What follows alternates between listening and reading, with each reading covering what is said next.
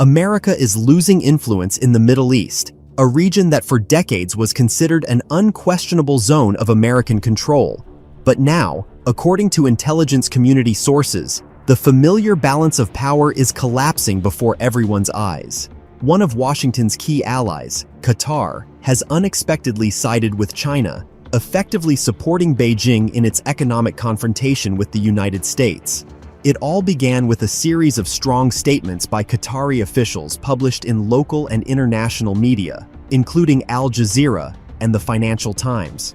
The Qatari foreign minister harshly condemned Donald Trump's new tariff policy, calling it a dangerous strategy of isolationism that, in his words, destroys trust between allies and undermines the foundations of global trade. In Washington, these remarks were perceived as a direct blow, because Qatar is not just an oil state in the desert, it is a key U.S. partner in the region and hosts the largest American military base in the Middle East, Al Udeid, where thousands of American soldiers and the headquarters of U.S. Central Command are stationed. Relations between the two countries began to deteriorate sharply after a recent Israeli airstrike on suspected Hamas leaders located on Qatari territory. This came as a real shock to Doha, since according to Qatari intelligence, the operation was carried out without coordination with their government. As a result, during closed-door meetings with American diplomats, Qatari representatives directly accused the United States of complicity in violating sovereignty, arguing that Washington had failed to restrain its allies' actions. According to Middle East Eye, after this incident, the Pentagon held an emergency meeting to discuss the risk of losing Qatar as a strategic partner. The U.S. Vice President reportedly even suggested publicly expressing regret over Israel's actions, but Donald Trump refused to make concessions, saying that America would not apologize for the actions of its friends. However, according to Politico, under pressure from the intelligence community and the State Department, Trump was ultimately forced to call Qatari Emir Tamim bin Hamad Al Thani to ease the situation. That call became symbolic. Essentially, for the first time in a long while, an American president found himself in a position of having to justify his actions. China seized that moment. According to Reuters diplomatic sources, Beijing urgently sent a delegation to Doha, led by the Chinese vice foreign minister, to propose a new format of economic partnership. The Chinese offered a package of investment agreements, including the construction of infrastructure projects, modernization of gas terminals, and a partial transition of export settlements into yuan. For Qatar, whose economy depends heavily on energy exports, this offer became particularly attractive amid growing distrust of the United States. As noted by The Economist, in recent months, Qatari financial institutions have begun testing the use of Chinese currency in international contracts. And in one interview, the Qatari energy minister openly stated that the world must prepare for a multilateral currency future. Meanwhile, the situation became even more complex when Saudi Arabia, a longtime rival but also an economic partner of Qatar, announced that it was considering moving part of its oil contracts to yuan settlements. The statement came as a bombshell, since the petrodollar has served as the foundation of American global influence for decades. Now, as the region's largest players one after another turn toward Beijing, the dollar is losing its strategic importance. Bloomberg reports that the Trump administration is deeply concerned. White House analysts see the threat of a new axis of stability forming: China, Qatar, and Saudi Arabia. These three countries possess enormous energy and financial resources, and therefore have the power to rewrite the rules of the global oil and gas market. American officials in private conversations admit that Beijing is skillfully taking advantage of Washington's mistakes. While the United States focuses on sanctions and tariffs, China works quietly through diplomatic channels, offering partners a simple formula: no ideology, only profit.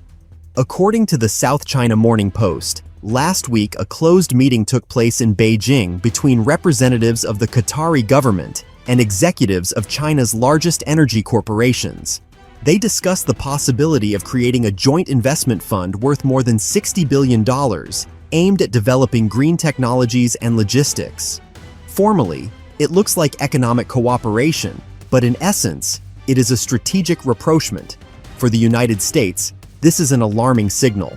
Washington risks losing not only its military base, but also the political influence that has been built over decades. As experts from the Council on Foreign Relations note, the situation with Qatar could trigger a chain reaction. If one ally openly reorients toward China, others such as Bahrain, Oman, and Kuwait might follow. What makes this even more dangerous is that it is happening amid a sharp cooling of relations between the United States and Turkey. According to the Washington Post, the Pentagon is already considering a scenario of controlled base redistribution, involving the partial transfer of U.S. forces from Qatar to Jordan or the United Arab Emirates. But analysts warn that any move perceived as a retreat will only strengthen China's position.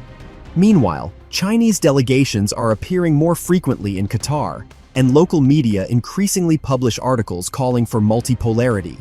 One Qatari analyst told Le Monde, "America is no longer the partner that can guarantee security. China offers stability without conditions." American media try not to emphasize the crisis, but according to insider intelligence, panic reigns within the Trump administration. The White House has ordered the State Department to develop a roadmap for restoring trust among Middle Eastern allies. A former National Security Council advisor, speaking anonymously, said that Trump is destroying the architecture America has been building since the 1970s.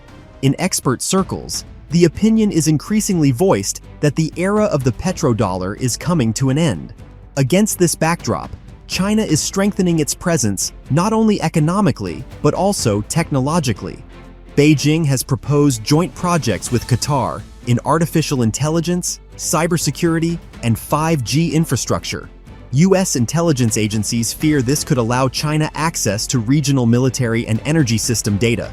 But according to insiders, the Qataris see it as an investment in the future. They are tired of being dependent on Washington and are increasingly drawn to the Asian model of cooperation. As Foreign Affairs writes, while China previously played the role of an economic partner in the Middle East, it is now becoming a political player. Its diplomacy, based on the principle of non-interference, is proving far more attractive than America's policy of sanctions and pressure. Qatar is only the first step in a broader strategy Chinese analysts call the Energy Belt of Friendship. Along with Qatar, Iran, Saudi Arabia, and the United Arab Emirates are already becoming part of it. Washington still hopes to keep the region under its influence, but for that, Trump will have to radically change his approach. His tariff policies and harsh rhetoric against China harm not only Beijing but also America's own allies, who increasingly question whether it is still in their interest to remain in the U.S. camp. And the longer the United States continues to play isolationist politics, the more actively China consolidates its position. Today, the Middle East is turning into an arena of a new geoeconomic war. Only this time the weapons are not missiles and tanks, but energy contracts, currency agreements, and diplomatic visits. And if the United States fails to offer the region a new strategy, it risks completely losing control within the next few years over what it once considered its zone of stability.